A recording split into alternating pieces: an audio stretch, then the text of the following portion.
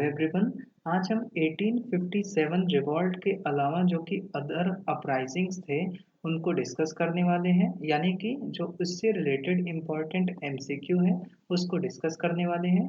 ये सारे क्वेश्चन जो है या तो यूपीएससी ने पूछा हुआ है या फिर स्टेट पीसीएस ने पूछा हुआ है। ओके, ये सारे क्वेश्चंस बिल्कुल स्ट्रेट फॉरवर्ड है, तो कम से कम आपको 80% का आंसर इसमें से ज़रूर पता होना चाहिए। अदरवाइज आपको ये वाला चैप्टर फिर से पढ़ने की ज़रूरत है।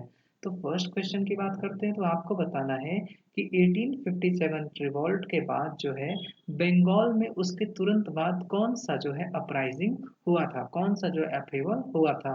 सन्यासी rebellion, Santhal rebellion, Indigo revolt या फिर पबना डिस्टरबेंस। ओके, ये क्वेश्चन जो है यूपीएससी ने 1994 में पूछा हुआ है।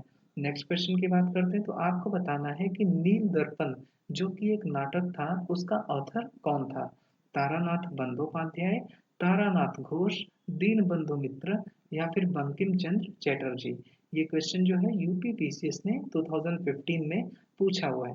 अब देखो ये जो दोनों क्वेश्चंस है ना, इसको यूपीएससी ने पूछा है और तो और यूपी पीसीएस ने पूछा है, बस थोड़ा सा इसको घुमा दिया है। फर्स्ट क्वेश्चन क्या है कि आपको बताना है कि जो बंकिम चंद्र चटर्जी का आनंद मठ नॉवेल था, इसमें कौन सा रिवॉल्ट या फिर कौन से रिबेलियन को फेमस किया गया है। Bhil uprising, Rangpur and Dinajpur uprising, Vishnupur and Birbhum rebellion या फिर सन्यासी रिबेलियन। ये क्वेश्चन जो है यूपीएससी ने 2006 में पूछा था। ओके, अब हम बात करते हैं इस क्वेश्चन का, तो इसको यूपी पीसीएस ने 1998 एंड इसको सेम जो है 2015 में पूछा था। एंड क्या था कि जो बंकिम चंद्र चटर्जी का जो नॉवेल था आनंद मठ, इसका जो मेन थीम था वो क्या था।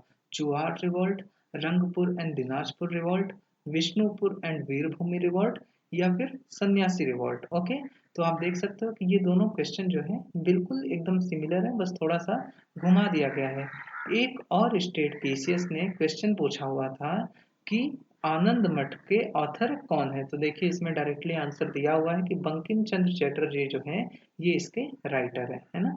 नेक्स्ट क्वेश्चन की बात करते हैं, तो आपको बताना है कि वहाबी मूवमेंट का चीफ सेंटर कहाँ पे था। लाहौर, पटना, अमृतसर या फिर पुणे। ओके, ये क्वेश्चन जो है यूपी पीसीएस ने 1994 में पूछा था। अब हम बात करते हैं इस क्वेश्चन का, तो देखो यूपीएससी जो है वो क्रोनोलॉजी से रिलेटेड एक क्वेश्चन जरूर पूछता है हिस्ट्री में, है ना। तो सेम थिंग कि आपको जो है इन चारों रिवॉल्ट को करेक्ट क्रोनोलॉजिकल सीक्वेंस में अरेंज करना है एंड आपको बताना है कि इनमें से कौन सा करेक्ट है। ओके, कौन कौन से हैं? Indigo, Santhal rebellion, Deccan riot या and mutiny of the sepoys. इनको आपको करेक्ट क्रोनोलॉजी में अरेंज करना है। ओके, ये क्वेश्चन जो है यूपीएससी ने 1995 में 1999 में पूछा हुआ है। ओके, बात करते हैं नेक्स्ट क्वेश्चन का, तो आपको बताना है कि ट्राइबल अपराइजिंग का 19th सेंचुरी में जो मेन की फैक्टर था वो क्या था।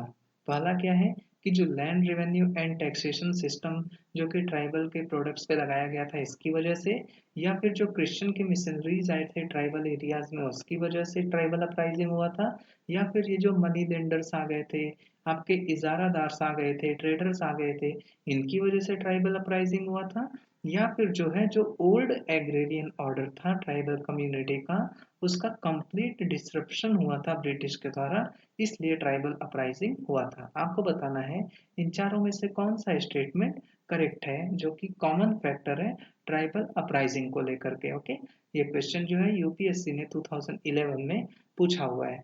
बात करते हैं लास्ट क्वेश्चन का, तो आपको बताना है कि जो संथाल अपराइजिंग जब धीरे धीरे खत्म हो गया, तो इनमें से कौन सा मेजर जो है ब्रिटिश गवर्नमेंट के द्वारा लिया गया था। पहला क्या है कि संथाल परगना करके टेरिटरीज जो है बनाई गई थी। सेकंड, संथाल लैंड जो है वो नॉन संथाल्स को ट्रांसफर नहीं किया जा सकता है।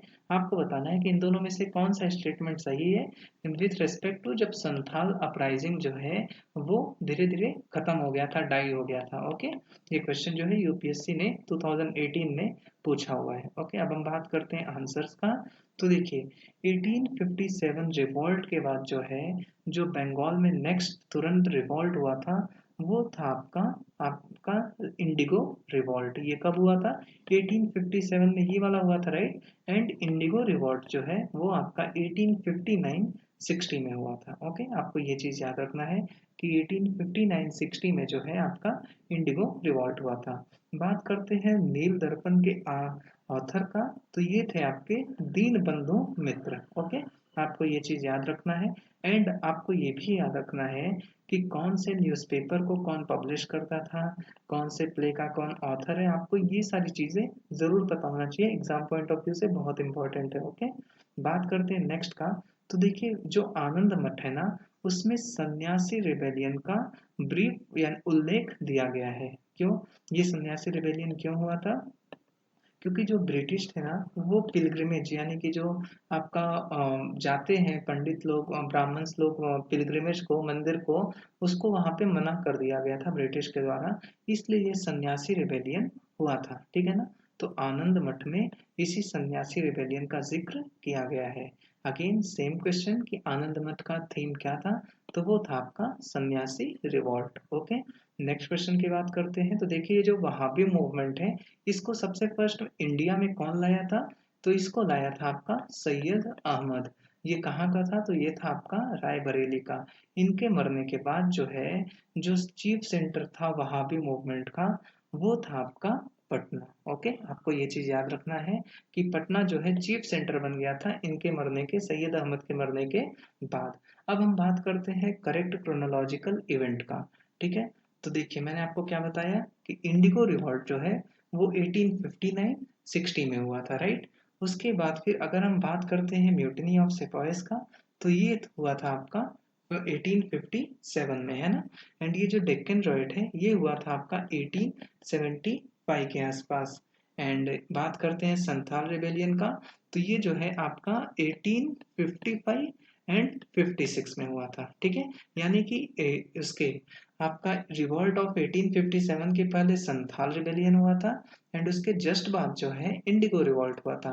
डेक्कन रिवॉल्ट 1875 में हुआ था, एंड ये तो आपका 1857 का है। तो इसका आंसर क्या होगा? इसका आंसर होगा आपका संथाल 1857, 1856, 1857, 1859, 1875, है ना। आंसर नंबर डी आपका। बात करते हैं नेक्स्ट क्वेश्चन का। तो देखिए ये सारे फैक्टर्स थे, ये सारे फैक्टर्स थे जो कि ट्राइबल अपराइजिंग में कहीं ना कहीं मेल खाते थे, लेकिन जो मेन फैक्टर था वो था आपका डी वाला, कि ओल्ड एग्रेरियन ऑर्डर जो है वो ब्रिटिश के द्वारा कंप्लीटली डिसरप्ट कर दिया गया था, एंड इसी की वजह से जो है ट्राइबल अपराइजिंग हुआ था। बात करते हैं इस क्वेश्चन का। तो देखिए आपका जो है Santhal Pargana tenancy act, just after the Santhal uprising subside हुआ, संथाल परगना टेनेंसी एक्ट को ब्रिटिश ने लागू किया, एंड इन दोनों प्रोविजंस को उसने इंक्लूड किया, है ना। तो इसका आंसर क्या होगा? Both 1 and 2 C.